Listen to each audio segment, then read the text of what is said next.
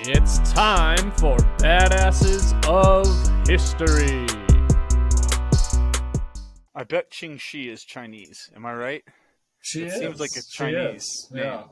Chinese are fucking cool. The Chinese are sick. Yeah. Very cool. Yeah. history. You got any? Do you either of you know who that is? Ching Shih or she?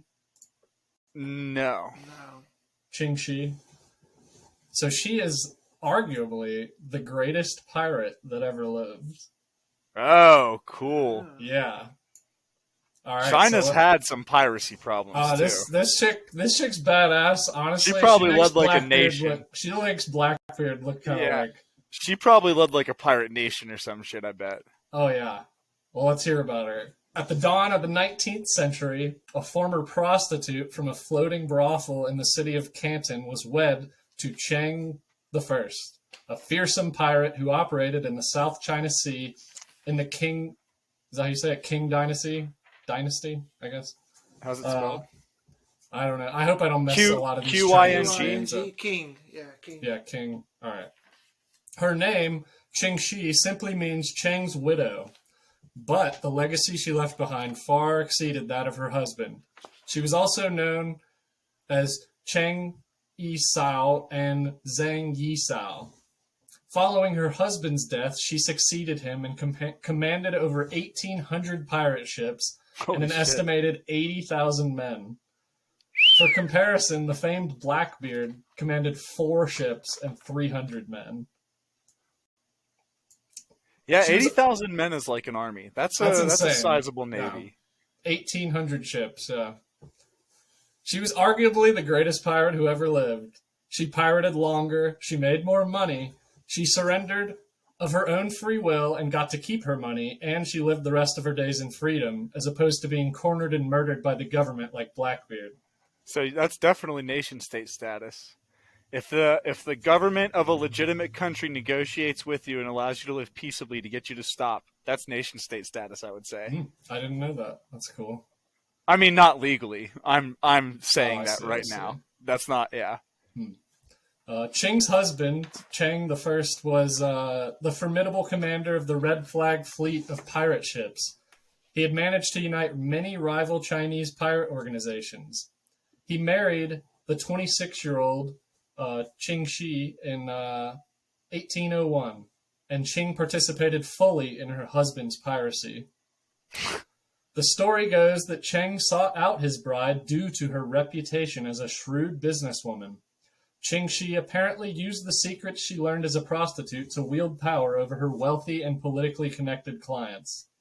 There are no primary Chinese sources to support this tale, but Ching Shih's financial savvy certainly became undeniable over the course of her career in piracy.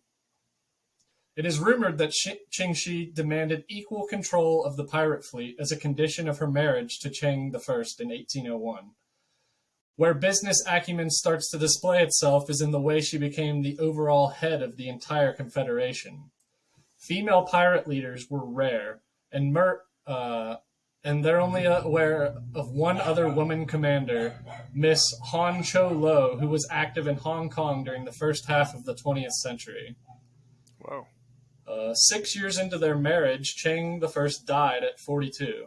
Not much is known about how he passed. Some accounts indicate that he was killed at sea by a tsunami, while others insinuate that he was murdered in Vietnam. Regardless of the circumstances, his death left Ching Shih in a precarious position. Her husband's adoptive son and heir, Cheng Po Sai, was originally the one to inherit control of the Red Flag fleet. Cheng Po Sai, however, was more than just Ching Shih's stepson. The young fisherman had also been her husband's lover. Though a sexual relationship between an adoptive son and his father may seem unusual, the adoption itself was not out of place. Unlike in the West, adult adoption was often practiced in China in order to establish kinship basis for further interaction, particularly of a business or a discipleship sort. Cheng I adopted an adolescent fisherman's son, and it was not too out of the ordinary. Within weeks of Cheng I's death, Ching Shih had taken Cheng Po as her lover as well. eventually solidifying the relationship through marriage. Soon, she managed to maneuver herself back into power and obtained leadership of the Red Flag Fleet. As a woman in command of a huge pirate fleet, Ching Shih had her work cut out for her. Pirate vessels often had a few women on board, but it is not clear to what extent they were or were not practicing pirates. Unlike in the West, in South China there was no stigma attached to women being on board a ship or any fear that it was bad luck for the ship. Nevertheless, it wouldn't have been easy for anyone, much less a pirate's widow, to control so many outlaws. An East India Company employee named Richard Glasspool was captured by Ching Shih's pirates in September 1809 and held until December of that year. In his account of the ordeal, he estimated that there were 80,000 pirates under her command and some 1,000 junks and 800 smaller junks and rowboats. I guess that's what they called a boat type. Ching Shih unified her enormous fleet of pirates using a code of laws. The code was strict. Any pirate giving his own orders or disobeying those of a superior was to be beheaded on the spot. The code was particularly unusual in its laws regarding female captives. If a pirate raped a female captive, he would be put to death. If the sex between the two is consensual, both were put to death. Wow. Wow. If you rape somebody, believe it or not, death. You have sex with somebody, death. Yeah, dude. I look forward You to disobey your captain, death. Yeah, I look forward to putting that clip from Parks, or the picture of that from Parks and Rec on there. What's the other one? Straight to prison. Straight to jail. Is that the same guy? The funny one, he's like, overcooked chicken, straight to jail. Undercooked fish, also straight to jail. It's ridiculous.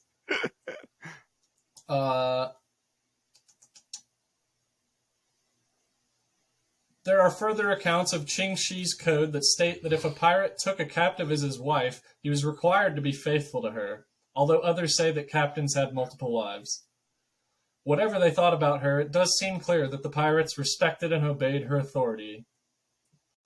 The Red Flag Fleet under Ching Shih's rule was undefeated, despite attempts by the Qing dynasty officials, the Portuguese Navy, and the East India Company to vanquish it. After 3 years of notoriety on the high sea, Ching Shih finally retired in 1810 by accepting an offer of amnesty from the Chinese government. Woo! This would be a cool HBO series. That's what I'm saying, dude. Or like a movie, yeah. Oh, dude, I've thought about writing a series with a female pirate leader. I mean, I think you could. It's fucking awesome. Sorry, what were you gonna say? Oh, nothing. There's only a little bit more than we can discuss. Yeah, go ahead. What precipitated the surrender seems to have been an internecine conflict. I don't know what the fuck. Between the Black and Red fleets and their leaders, which first led to the surrender of the Black Flag Fleet and then ultimately to the Red Flag Fleet. I imagine that given the amounting pressure from outside their suppression and internal loss of cohesion, she finally realized that the time had come that she needed to give up. Ching Shih died in 1844 at the ripe age of 69. The legacy she left behind from the time of her rule has penetrated popular culture. She even inspired a character in the Pirates of the Caribbean franchise, the powerful Mistress Ching, one of the nine pirate lords. While nothing is known about the years she spent following her retirement, one can only hope she spent her last days in peace and anonymity away from the harrowing life on the seas where she made her name. And that is the badassery of Ching Shih. When was she active? It said 1801 to 1809 or 10 was when she... For some reason, I thought it was way earlier. I thought it would be like 1200s or something. 1800s. Fuck yeah, that would be a sick series, dude. That would be awesome. Internecine, or internecine, or whatever. Destructive to both sides in a conflict. Oh, okay. How did you pronounce it? Let me look that up. I'd never heard that word. Internecine. Huh. Interesting. Yeah, I've never heard that either, but it's a good word to know. She retired in 1810, so she was active for like 9 years or so. Dude, that would be fucking sick. That would be a cool series. You could have her meet with Blackbeard for like an episode or two at one point, or something. That wouldn't be very historically accurate, but it would be. No, who gives a fuck, though? Cool fictional series, yeah. Yeah, I guess not Blackbeard, but a Pacific pirate, maybe. I don't know any Pacific pirates, but surely there were some. Sure you do. You know Ching Shih now. I do know Ching Shih.